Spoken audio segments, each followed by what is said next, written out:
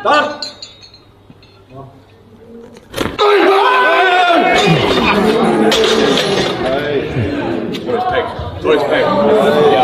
The first time watching this, you couldn't hear the actual pec tear, whereas watching it back now, you can actually hear it tear off the bone. Absolutely brutal. For those of you that haven't seen, Hafthor, the former world's strongest man and current world record deadlift holder, has just done a powerlifting meet and he experienced a devastating pec injury. He was going for the all-time world record powerlifting total, meaning across all three lifts, squat, bench press and deadlift, he wanted to get the total poundage world record, and everything was looking pretty good up until the pec injury. Let's dive into it. Now, for those of you that don't know, Hafthor was the former world's strongest man. He's currently got the world record deadlift at 501 kilograms, although Eddie Hall disagrees with this. He disagrees with the legitimacy of Thor's lift, but that's neither here or there. That's a whole different video. And because of this feud and beef that Thor and Eddie had between them over this deadlift situation, they ended up boxing each other. Now, Eddie only had one boxing fight, but Thor had a few boxing fights. He was doing a lot of boxing training for a good couple of years, and in the fight against Eddie, he looked pretty good. To be the world's strongest man, super stiff, super jacked, and then go into boxing where you have to be super loose and agile, it's a hard transition. So he's put in some good hard training within boxing to get to that level. Now, this is where the problem arises. Since he stopped boxing, he wanted to go into powerlifting again and set some world records, but he wanted to do this within a year, which isn't a lot of time. Now, here's the thing. When he finished boxing, his body weight was around 150 kilograms. He now sits at 180 kilograms. You do not put on 30 kilograms of muscle in a year. Now, granted, of course, it's not 100% muscle. There's going to be a lot of body fat on there, but you do not put that much weight on your frame without a copious amount of steroids. I guarantee he is running a heavy steroid cycle right now. Now, when you take a lot of steroids, your muscles develop faster than your tendons and ligaments, and these just don't develop strength as fast as muscles do. There's a direct correlation between people who are on steroids and muscle tears and injuries. Look at everyone who's tearing muscles these days. They're all bodybuilders and powerlifters. I even know a few people in person, I'd say a good 5 people, who've tore a muscle, and all of them were on steroids at the time. Now, you could say it's nothing to do with the steroids, and it's more so the fact that they're just lifting heavier weights, but I think this is a little bit naive. We know for the fact that the tendons and ligaments do not develop as fast as the muscles. There is no refuting that. So only giving yourself a year to go from boxing training to being able to set a powerlifting world record is insane. So Thor streamed this event live on his YouTube channel. He started off on the squat. On his second attempt, he got 420 kilograms. It moved super easy. Then he moved up to 445 kilograms. And once again, it looked pretty smooth, but he got 3 red lights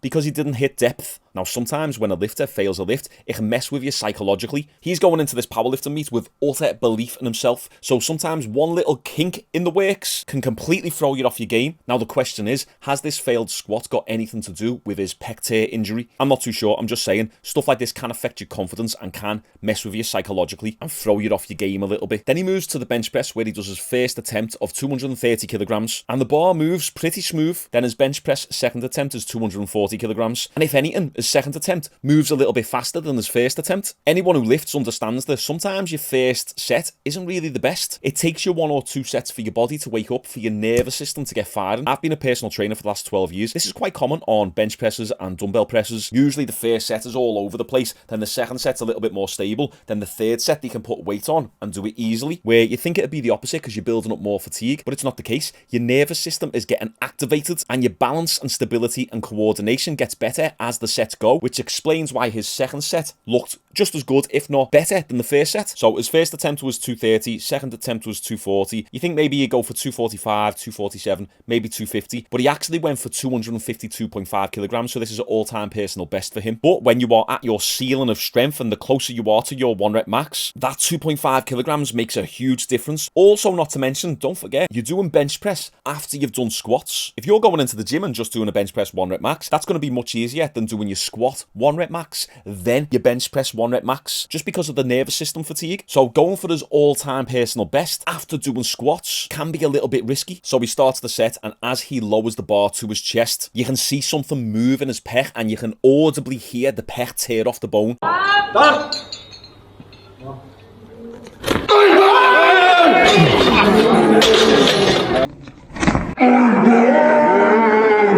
He screams, get the weight off his chest. And that's usually the case, especially when people get pec tears. You can hear it rip. Now, something to consider, anytime pec tears happen, there's an underlying injury or an underlying niggle. It's rare that they just come out of nowhere. And we've seen this in a couple of years ago where Ryan Crowley, the bodybuilder, was doing incline bench press with Laddie Wheels, and it was around 240 kilograms. And as he comes down, his pec completely tears off the bone. It's one of the worst pec injuries I've ever seen. And I've done a full video breakdown on it. You can go and check it out up here in the corner, where we go through the video and we spot all the red flags leading up to the injury. They're all there present in the video. You can pretty much predict that he's going to injure himself by everything that he says throughout the video. So I've done a full breakdown. Go and watch it. It's pretty interesting. So maybe that was the same with Thor. He might have had a pre-existing pec injury, which he picked up during boxing. And I'll tell you right now, as a lifetime martial artist, when you're doing a lot of punching, it's all anterior deltoid. So it's very easy to pick up muscle imbalances when you're doing that amount of punching. And as I say, I don't think a year is long enough for him to transition from boxing to powerlifting. Now, Thor actually put out a video on his channel last night explaining the pec injury in a little bit more detail. Check it out.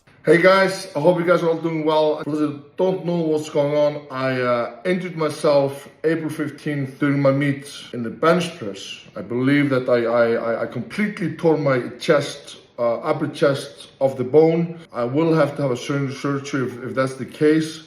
I have an MRI booked tomorrow, so I'll be able to update you guys more on what's happening and tell you guys that I am doing okay considering everything. So he said he's tore his upper pec completely off the bone. This is the clavicular portion of the pec. So there's a lesson here, boys. Don't be going for 1 rep maxes unless you're specifically going for powerlifting competitions. Now, I'm a firm believer in getting stronger. You should be trying to improve your strength, but only with good technique, and you should be doing it over a longer period. I got to 140 kilogram bench press myself as a natural, but that took years to get to. You're seeing lads on TikTok now where they've been lifting a year or 2 years. They get on loads of gear and the bench pressing 140, 150, 160. It's an injury waiting to happen. And I even said on my Trent Wins video, I think at some point they're going to tear something or get seriously injured. You can go and check that out here, because the weights that they're lifting this soon into their lifting career, and unless they make certain technique adjustments, they might get injured. Obviously, fingers crossed they don't. I don't want to be right. So keep the weights light until you master the technique. And also, most importantly, stay natural. There's no reason to get on gear. Focus on the long game. And if you need any help getting into the gym and learning how to lift and all the workout programs that you ever need and all the exercise demonstrations that you'll ever need, and check out my Natural Physique Academy down below. There's a huge discount on it right now. And boys, my question today for you is, have you ever had an injury in the gym? What's your worst injury you've ever had? Comment down below, I want to know. Make sure to drop this video a like. And as always, we upload every single day, so make sure you subscribe with the notifications turned on. And I'll see you all tomorrow.